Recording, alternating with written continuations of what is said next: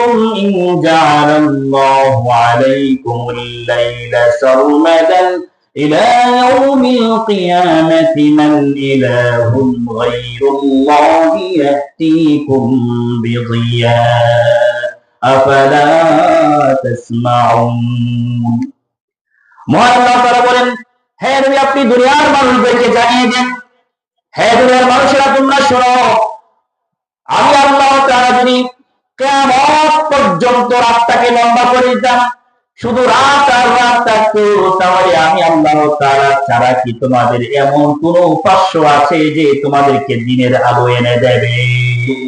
আছে কেউ? সূর্যের আলো যদি এই ভূপৃষ্ঠে না পড়ে কোন ফসল হবে? আপনারা দেখবেন কোন জায়গায় যদি একটা বড় গাছ থাকে, সেই গাছের ছায়া যদি নিচে পতিত হয় সেখানে ফসল হয় না, হয়? দেখবেন অন্য জায়গায় যদি বেশি ফসল হয়, এখানে হয়তো 100% এর মধ্যে 10% হতে পারে, আর 90% মিসিং হয়ে যায়। কেন? সূর্যের আলো পতিত না হওয়ার কারণে।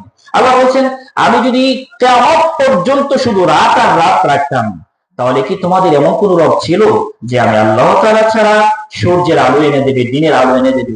তারপরে কি মানুষ তোমরা